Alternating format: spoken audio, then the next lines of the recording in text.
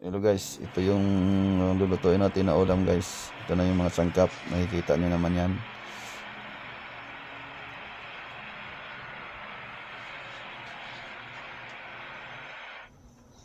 So mag-init muna tayo ng oil guys. Spread out muna natin yung oil para pantay yung pagkainit.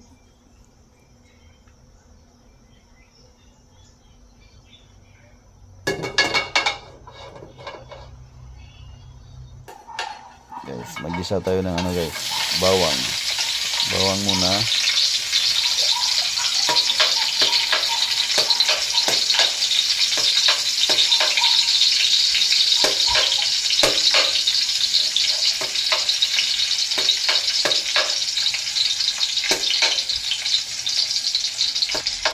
Pagkatapos sibuyas guys, isahin natin yung sibuyas yung hanggang maging golden yung kulay niya.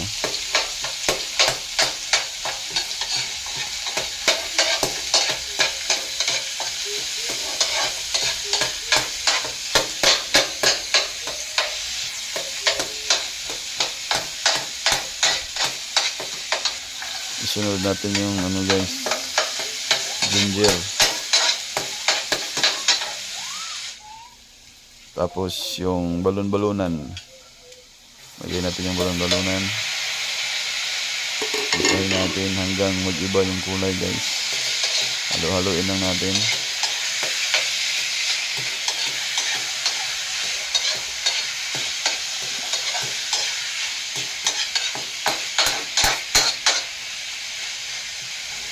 Pagkatapos guys, lagyan natin ng asin.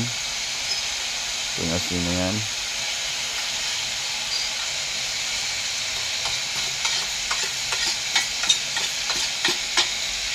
Tapos paminta guys, pepper, ground pepper.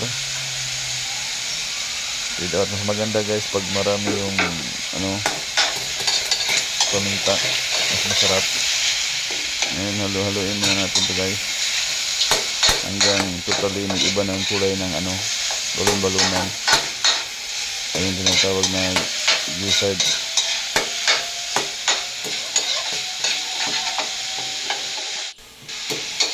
Pagkatapos yan guys,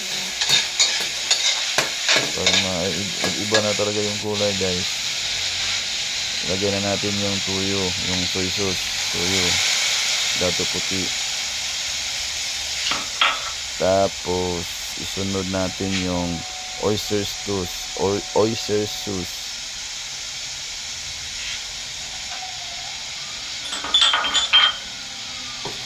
Tapos yun guys, haluin natin ulit. Halo lang para hindi dilikit.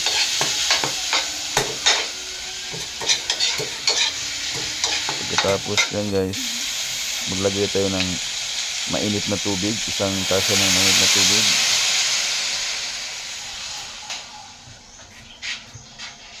Para lalambot yung guys, balon-balunan.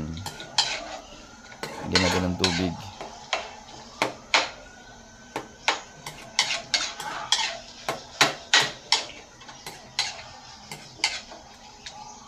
Halo lang konti. Tapos takpan natin guys. Takpan natin 2 to 3 minutes yan guys. Pagkatapos nyan, haluin natin ulit.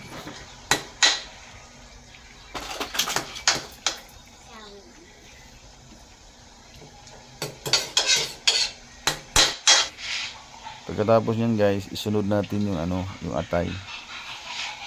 Babada natin yung atay. Dahan-dahan lang sa guys, paghalo para hindi madurog yung atay.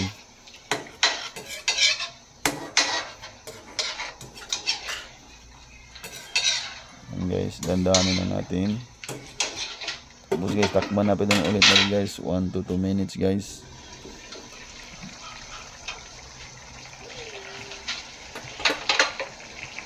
Haluin ulit natin. Tapos natin mahalo hanggang liliit yung kukunti yung tubig. Lagay natin yung laurel, isang leaf ng laurel guys. Tapos yung vinegar, yung suka, ilagay natin. Tapos guys, lagay din natin yung siling haba.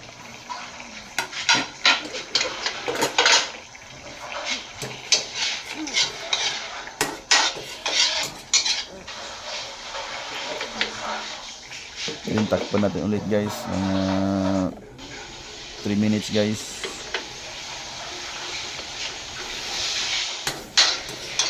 Halu-haluin natin hanggang kukunti na yung sauce na natira.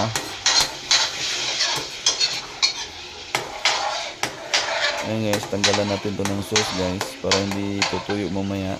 Iyan naman, separate muna natin. Ayan,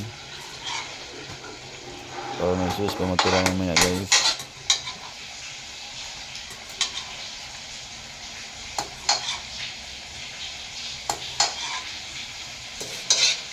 Tapos yun guys, pag ano na siya, napansin na natin na parang didikit na yung ano, kasi nagda-dry na, tuyo na siya, lagyan natin kunti ng coconut oil para hindi didikit.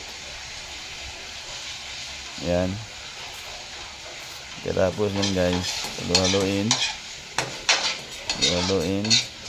Tapos ibalik natin yung sauce niya guys. Sarap na yan guys, talagang nakakatakam, sarap ng kumain.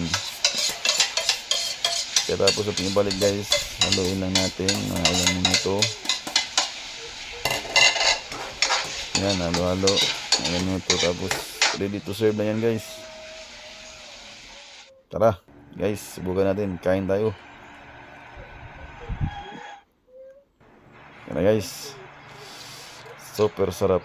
Yan yung atay guys, saka ito yung balon-balonan guys. Tikman natin, talagang swak na swak, sarap na sarap guys, super lambot yung ulam guys. Napakasarap guys yung lasa, talagang absorb yung lasa sa ano guys, ulam. Ito yung balon-balonan guys. Napakalambot guys, talagang mapapawaw ka sa sarap guys. Busog, ubos naman yung kanin nito guys. Super sarap talaga guys. Huwag niyo sanang kalimutan mag-subscribe sa channel ko guys. Hanggang sa susunod guys, paalam.